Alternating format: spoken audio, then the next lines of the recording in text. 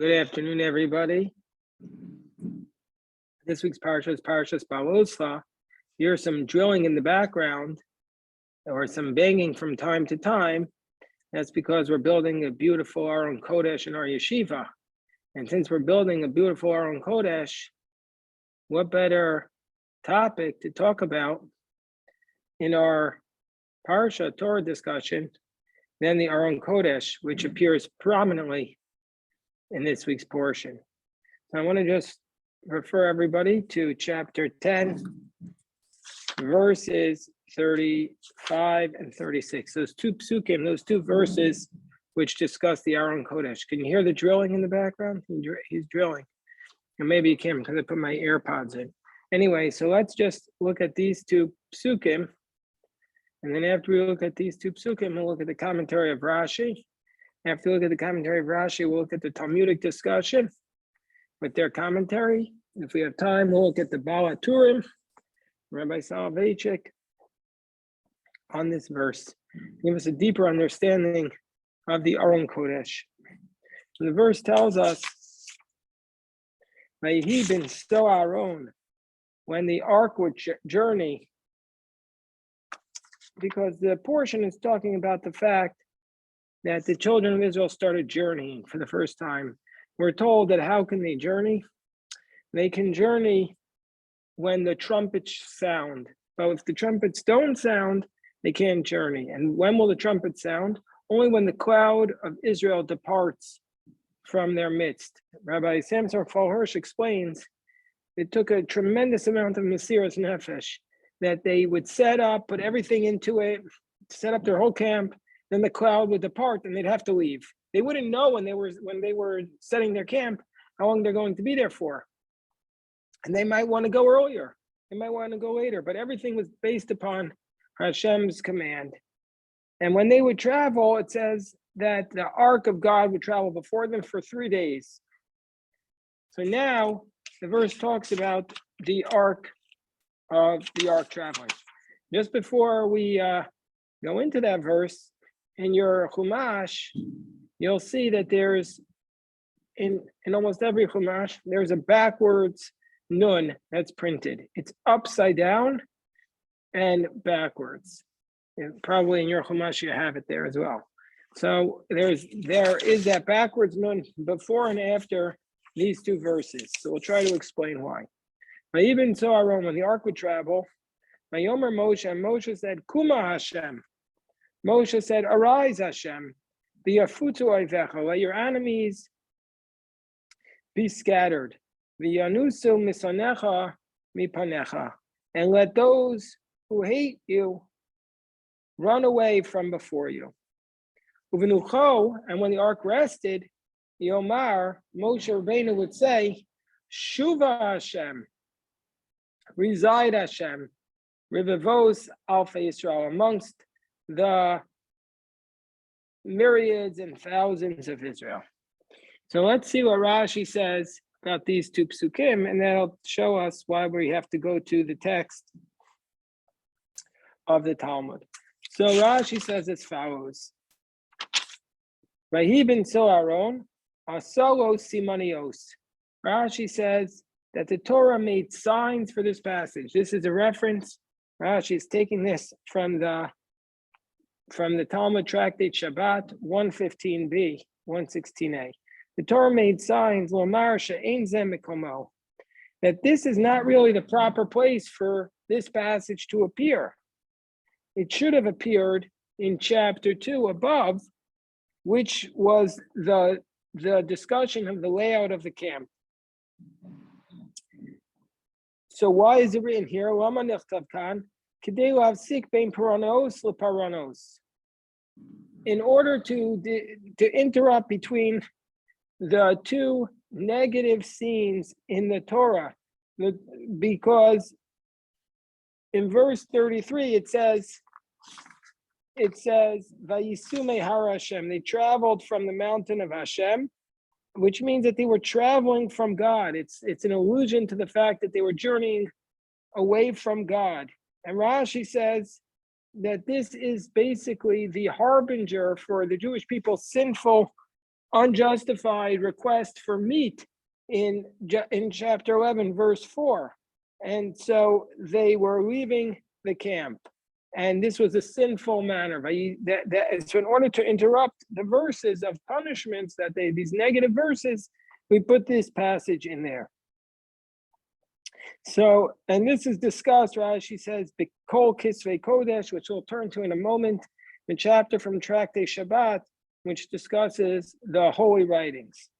Now it says, Kuma Hashem, when the ark would travel, Moshe would say, arise, God, Lefi Shaya Makdim Lefneim, Mahalach Shloshos Yamim. The ark would go in front of the Jewish people a distance of 3 days' journey.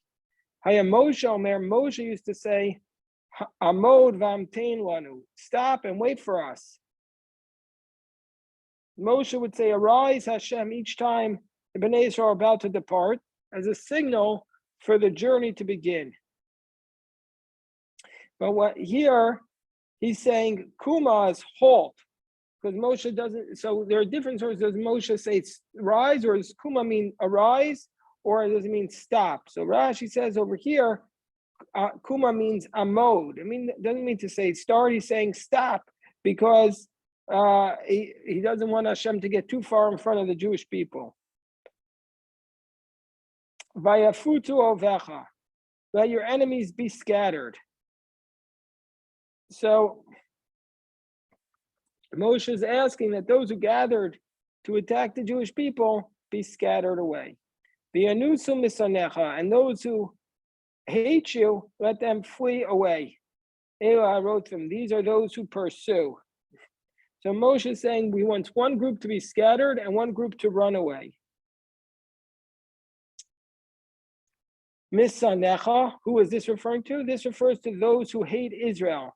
Shekoa sonet Israel, whoever hates Israel is actually hating God, hates the one who spoke and the world was created. Then the next verse he says, and when the ark rested, he said, Shuva Hashem. What is the word Shuva Hashem? Rashi quotes the Menachem, who's the author of the dictionary, one of the earliest dictionaries of the Hebrew language called the Machberes. So Menachem Tirgum Hashem Margoa means tranquility, meaning to say reside in tranquility, Hashem. Revivos Alpha Yisrael, amongst the myriads and the thousands of Israel. This teaches us, as Rashi, She'ein Hashchina Shel Rabbi Yisrael Pechute Mishnei Alafim U'Shtei Revivos. The divine presence does not rest amongst Israel when there are less than 2,002 myriads. So that's the minimum amount. So a myriad is 10,000. So it teaches us that there has to be at least 22,000 people present for God's divine presence to fully rest amongst Israel. This is the Rashi on these passages, but the basis of this Rashi comes from the passage in the Torah, which is called, passage in the Talmud, which is called Kisvei. So let me read this passage to everybody. First, let me see if anybody has any questions. If I don't see any hands up. Okay, so then therefore, let us go straight to the text of the Talmud. Tana Rabbanan, this is the Tractate Shabbos 115b. It says, Vayihi ben Sa'aron, Vayomer Moshe. This is the verses we've just been discussing. Says the Talmud, Parsha zu asal HaKadosh Baruch Hu, Simanios milamalo mata. God himself made signs. It doesn't say what these signs are, above the passage and below it. Above it and below it. What are these signs? We'll come back to the Rashi's commentary here in a moment, but first, let me read the Talmudic passage. So God made signs above these two verses and below, or actually above it and below it is all it says. Well, to teach us that this is not the place. Rabbi said, no, this is not the reason why there are signs. The reason why there are signs before and after these verses are telling us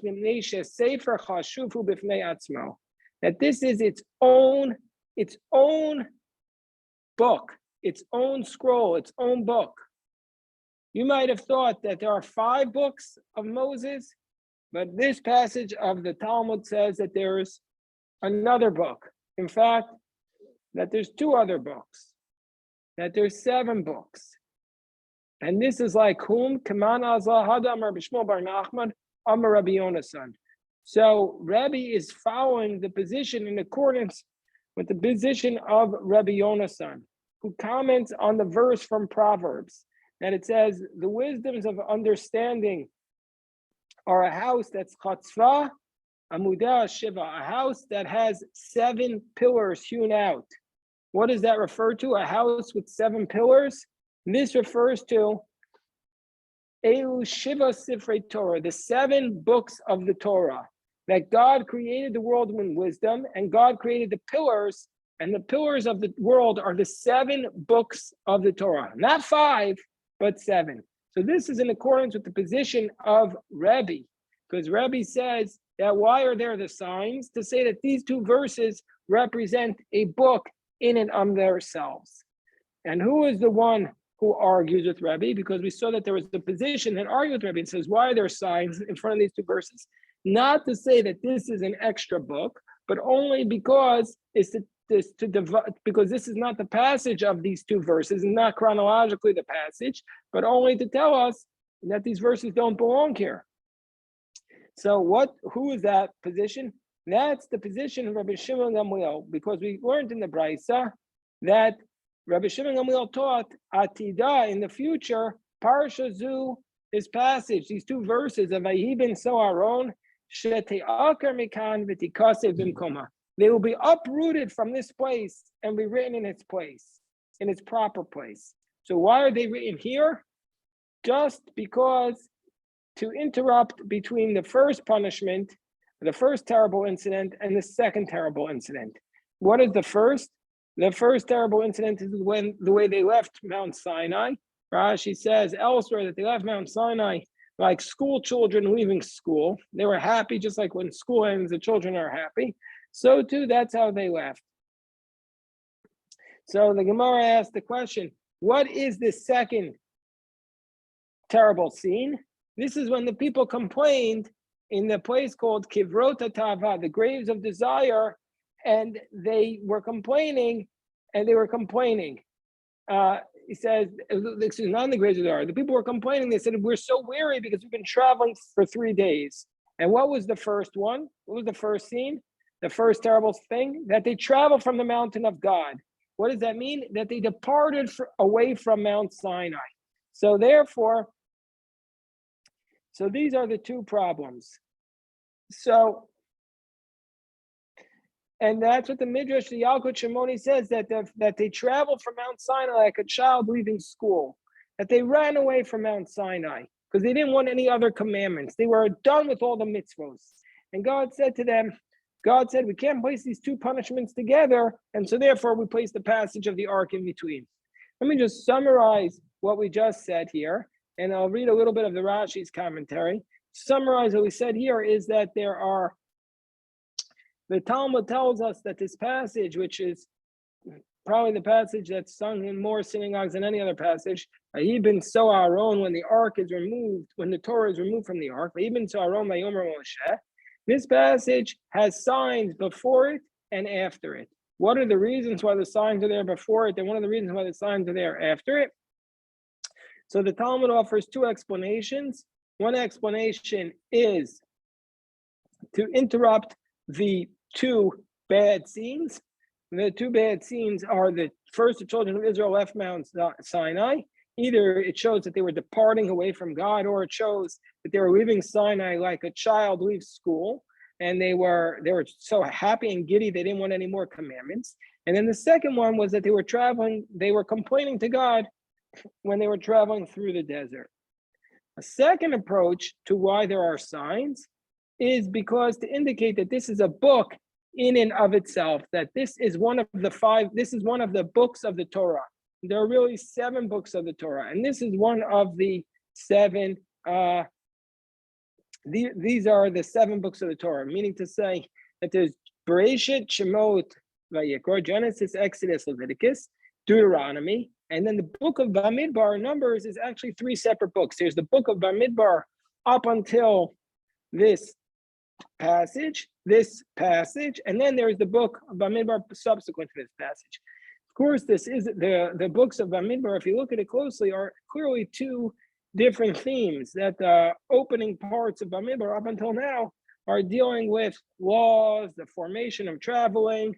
They're dealing with different mitzvot that the children of Israel still learned at Mount Sinai.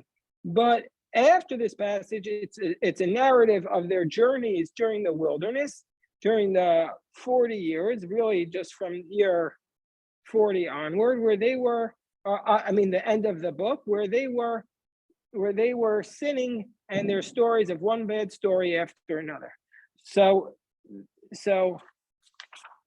one more thing from this Talmudic passage, which I'd like to share. But first, I want to show you a Rashi here. Let's look at the Rashi, how Rashi explains this. That Rashi here says that the signs were made above it and below it. Rashi says at the beginning and the end of Vayihi ben Saron. Rashi here does not say what these signs were. And Rashi says this is not the appropriate place because it should have been placed in the passage of the encampments, the degalim, the flags. Whereas Rebbe disagrees, and he says the reason for the signs is because that this is a book in and of itself. So that there are seven books of the Torah. But in the future, this passage will be picked up and moved. Because what does that mean? Rashi says in the future, all the bad scenes will be canceled out, and we will not worry about punishments, and the evil inclination will be nullified. So one more concept from the Talmud that I wanted to share before we share some of the commentaries on this passage, and that is, what do we know? This is a book of the Torah in of itself. Is that just hyperbole, or is this just rhetoric? Is this just inspirational idea, or is it actually law? So the Talmud says a question. Let's say there's a fire on Shabbat, and are you allowed to save this fire, like the margins of a Torah scroll from a fire on Shabbat or not? In that context, the Talmud brings a price, and the price says,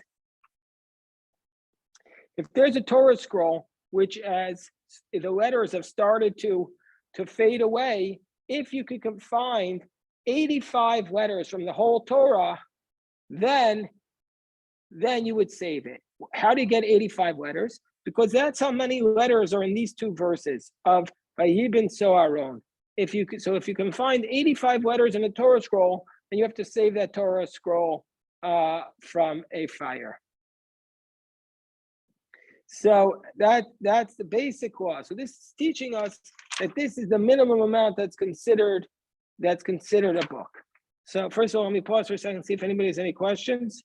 Okay, I see no questions so far. So in that context, let me just share a couple of thoughts about what are the signs that we are finding. What are these signs? So let me just say that Rashi here does not tell us what these signs are. Rashi here is not exact as to what these signs are. However, in his commentary to tractate Rosh Hashanah, Rashi tells us there on 17b, Rashi tells us that between the verses, he says that there's a backwards sign. Hold on one second. Let me just pause for a second. All right, hold on. Let me pause for a second. Okay, so moving right along so Rashi tells us that in the tractate Rosh Hashanah, he actually draws a picture of this backwards nun, and that's how other commentaries like the Maharsha says that these are like the backwards nun. So we'll have to look, why is it specifically a nun? But the Maharshal writes that the Maharshal actually argues. He says, if you actually put this backwards nun in the Torah, all of our Torahs today that I've ever seen always have these backwards nun. But the Maharshal says, if you actually do this backwards nun, the Torah is disqualified because you've added an extra letter to the Torah. and you're not allowed to add an extra letter. There are exactly 304,805 letters. If you make 304,806, he says you've disqualified the Torah. And so he explains that the sign that you're making is just an extra space between the passages. So those are the two most famous explanations as to what's going on here. But there are other explanations. The Sifri writes, the early Midrash writes, that actually you make a dot. That was one of the classic ways of making a sign in the Torah, was you make a dot above the word so Aaron, and at the end of the passage you write a dot. Some say, okay, yes, you have to make, hold on one second. Okay, some say you have to make a,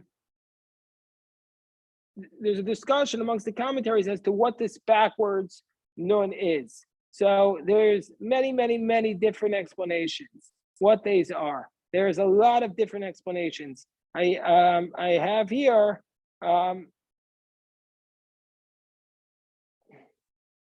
many different explanations.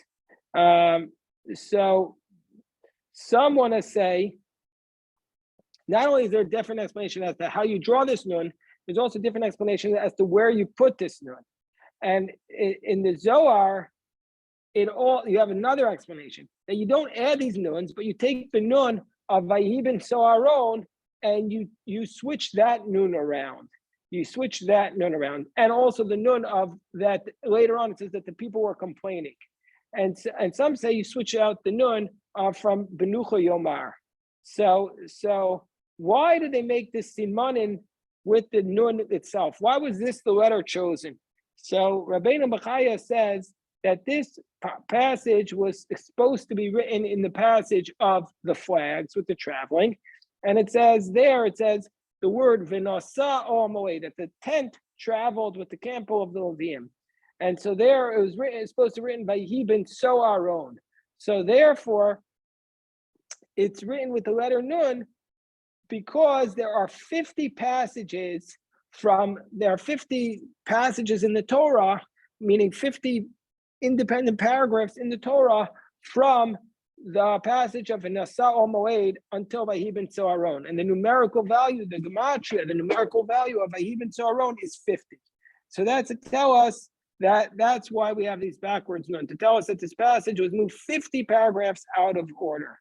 The Maharsha explains that there's another reason.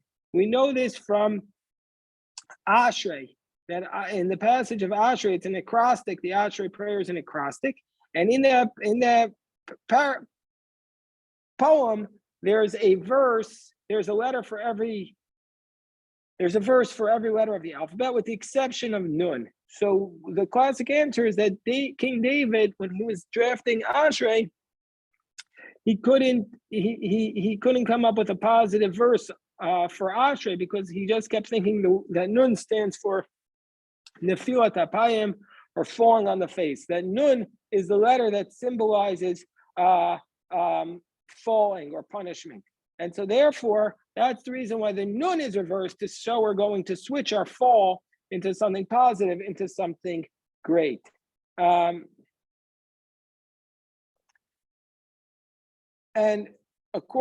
so there's another approach, according to the one who says that we make the sign, the nun, not according to the approach that says, not only because we're saying that it's breaking up the punishments, but because it's a book in and of itself. So we're saying that even though there's a mystical idea that there are 50 levels of knowledge, there are 50 levels of knowledge that we can hope to attain about the Torah. And so even though this book of the Torah only has 2 verses, nevertheless, it contains the 50 levels of knowledge, the Nun Shari Bina.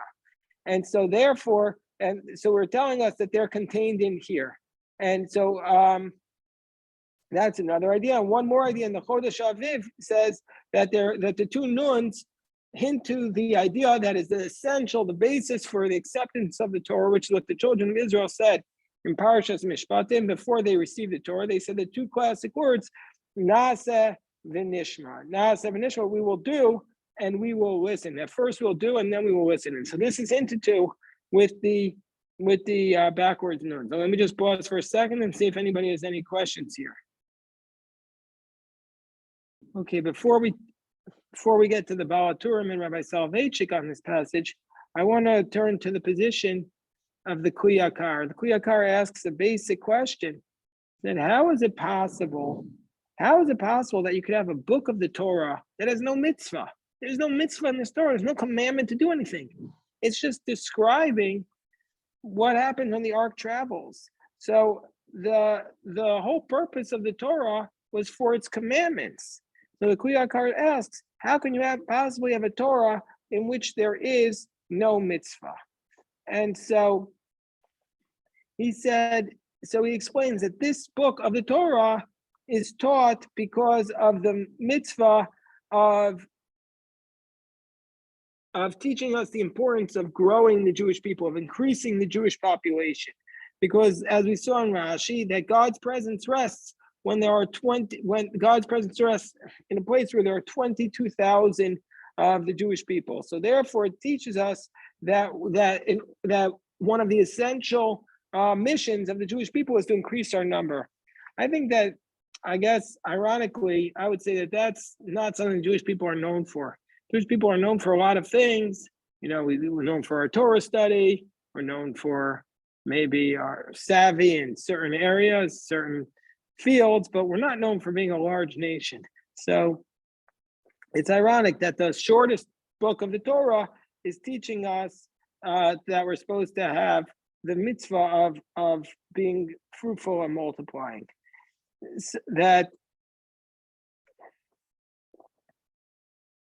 Okay, so now I want to read, since I see that there are no questions, I want to read what Rabbi Soloveitchik says about this before we get to the Behaalotecha, because Rabbi Soloveitchik has a very, very powerful message about these two nuns. Rabbi Soloveitchik, in his commentary in the Chumash Mesoras Harav, there's a beautiful little essay from Rabbi Soloveitchik on this topic. Let me just pull it up here. By the way, Parshas Behaalotecha is the most topics, I think, of any parasha. That we could talk about so many different aspects of this parasha. Probably could give literally 50 shiurim, 50 different discussions on it.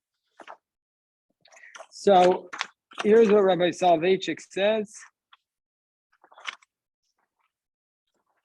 The following. He says the following. He writes as follows: we are suddenly confronted with the parsha bracketed by the inverted nuns. So this is what Rabbi Soloveitchik says. The letters are inverted because what follows is a story which inverted our historical process. Meaning to say, the inverted nuns are here to symbolize the complete change in Jewish history that's symbolized about what occurred at this moment. The passage is really one sad tale which changes Jewish history completely. It looks like just an innocuous verse here, even so our own, just an innocuous verse. Rabbi Soloveitchik says that this is the turning point in Jewish history. The parsha of Vayhi Tza'aron did not seem misplaced before the great reversal took place, before the Jews alienated God, before they fell from him, before they had doubts and sent the spies. It was the continuation of the great story of the final triumphal messianic march into the land of Israel. Meaning to say, everything was going well up until this passage of the Nuns. The Jewish people were marching. Yeah, sure, they did the golden calf, but they recovered from it. And they were marching towards the land of Canaan. They were marching straight forward. They were going to get in.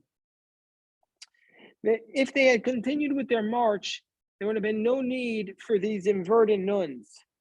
The verse would have been the climax of the whole story, not an inversion. Jewish history would have taken a different course. Had Moses entered the land of Israel, our history would never have been taken from us. according to Rabbi Yehuda Nasi, that therefore there are 7 books, not 5. So what does this mean? This means as follows. These 2 verses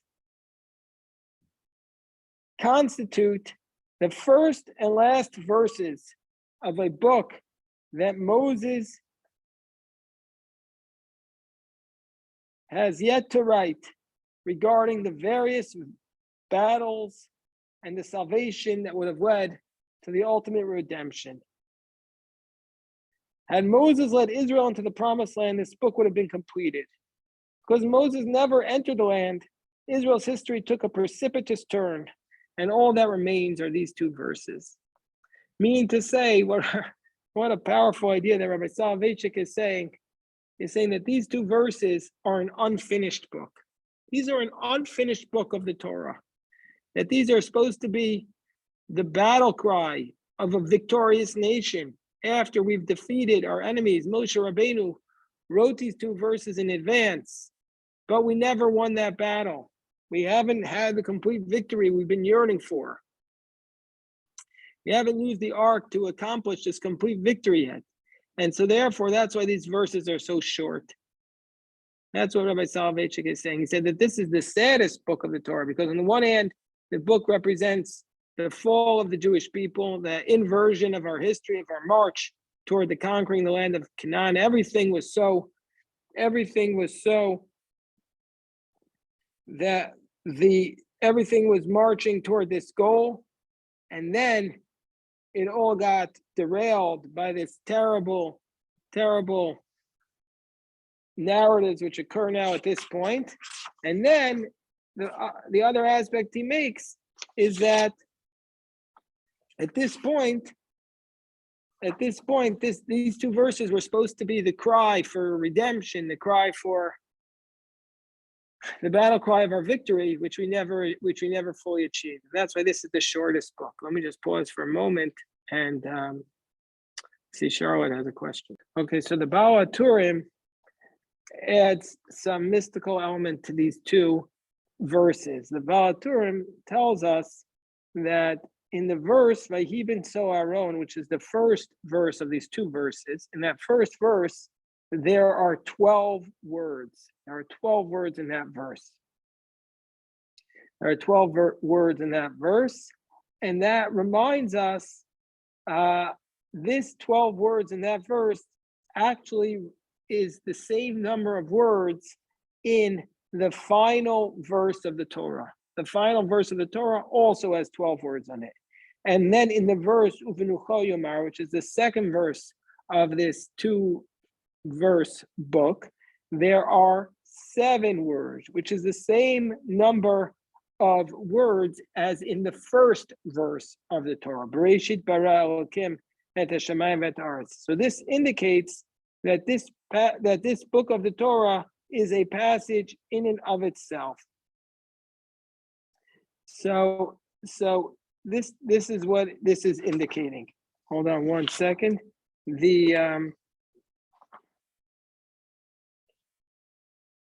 Hold on one second.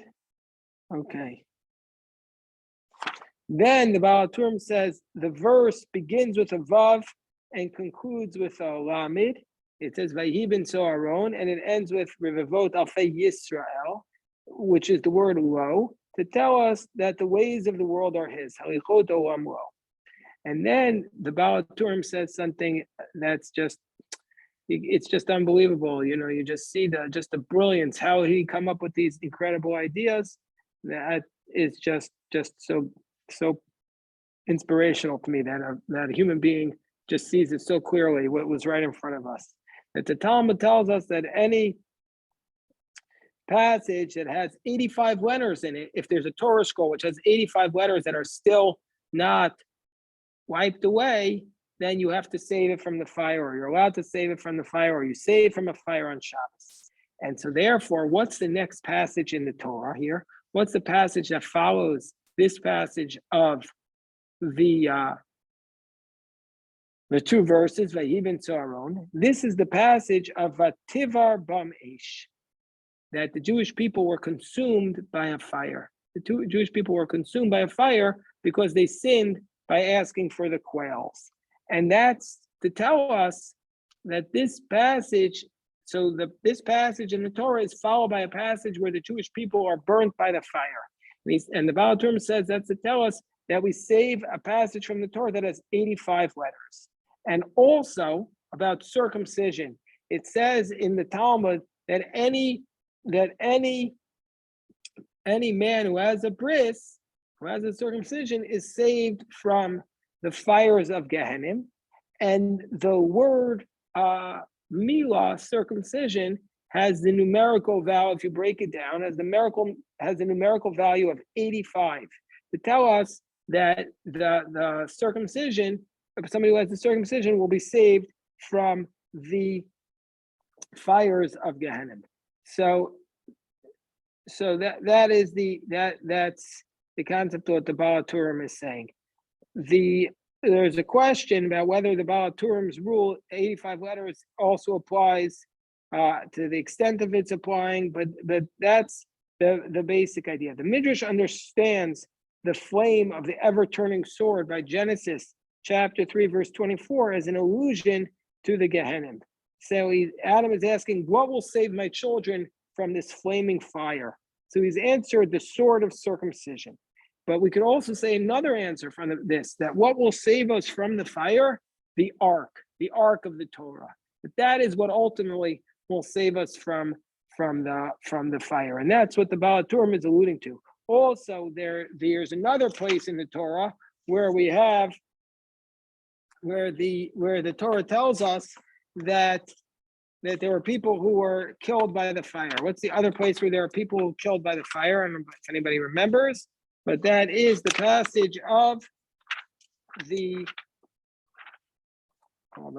that is the passage of Nadav and Avihu, that a fire comes out and consumes them.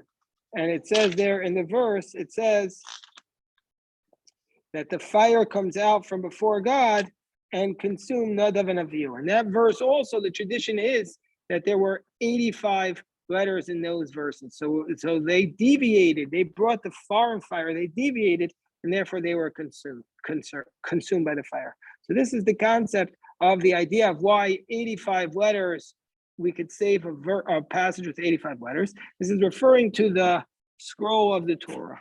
And therefore, in the next passage in the Torah is a reference to the Jewish people being consumed by the fire. So the proximity of the two teaches us that this lesson, and that is that ultimately it is the Torah and certain mitzvot, which we believe with special inspiration to save us from the ultimate fire. Let me just pause, see if anybody has any questions. So just a couple moments we have left. I just want to point out something. And that is the passage, we don't have the full time to discuss it now, but it says in the passage just before the children of Israel traveled, it says that Moshe says to Chovav ben Reuel HaMidjani. Moshe says to Chovav, the son of Reuel, the Midjanite. He was the father-in-law of Moshe. He says, travel with us. So this is further evidence that where were they this whole time? They're standing there on Mount Sinai. They're about to travel from Mount Sinai. And so where's Mount Sinai? Mount Sinai is in Midian. And who's with them? Chovav. Now, what we thought Moshe's father-in-law was Yisro. Why is he called Chovav? Rashi tells us that there are 7 names that Moshe's father-in-law goes by. 7 names that Moshe's father-in-law goes by. Now, of these 7 names, one of them was Chovav. And Rashi says each name has a meaning behind it. But the name of one of the things that I realized when we went to Saudi Arabia was just how great a tradition there is in northern Saudi Arabia about this figure who we identify as Yisro, who the Muslims in the Quran call by their own name, but he is one of the 4 prophets that are mentioned in the Quran, and he is one of only 2 non-Jewish prophets that are mentioned out in the Bible he's one of only 2 non-Jewish prophets that are mentioned in the Torah. The other one is Bilam. And Bilam is not necessarily a good prophet. So the only prophet who's not Jewish who achieves well, it doesn't actually say he's a prophet, but the only non-Jewish figure in the Torah who has a good press, who comes out looking good, is this figure of Chovav, the son of Ruel the Midianite. And this is something that's very powerful. But the Torah here is ambiguous about Yisro, about whether or not he actually helped the Jewish people, because Moshe says to him, "Please don't leave us behind. Go with us and be our eyes. Go with us." Moshe says to him, "Hayita lanu le'inayim." Go with us and be our eyes. But it doesn't actually say whether or not Yisro ends up going with them. It says they travel there. Then the next verse says they travel there, but it doesn't ever say whether or not Yisro was indeed the eyes of Moshe when they traveled. So and it's also a question, why do they need Yisro to be their eyes? They have the cloud of glory, and they have the pillar of fire, and they have the prophecy of Moses. So why does he need him to be our eyes? But the Torah doesn't tell us whether or not Yisro went. But there is a hint to it, because the hint to it is in Deuteronomy, in the beginning of Sefer Devarim, when the story of Yisro is repeated. Moshe leaves out Yisro from the story. He leaves out Yisro from the narrative. He doesn't give him the idea of suggesting that we have these judges, that Moshe Rabbeinu set up the system of judicial system, which is the way the Torah tells the story in Parshas Yisro. So perhaps the reason, some suggested, this was an idea suggested to me by Rabbi Yosef Funevsky of blessed memory, that perhaps the reason why Yisro's name is left out is because he didn't travel with them. He didn't help them. He wasn't their eyesight. He refused the opportunity to help them. And because he missed out on that opportunity, he lost his space in history forever. So that's just one small idea about Chovav. I just want to stop here. If anyone has any questions, I'm happy to address them.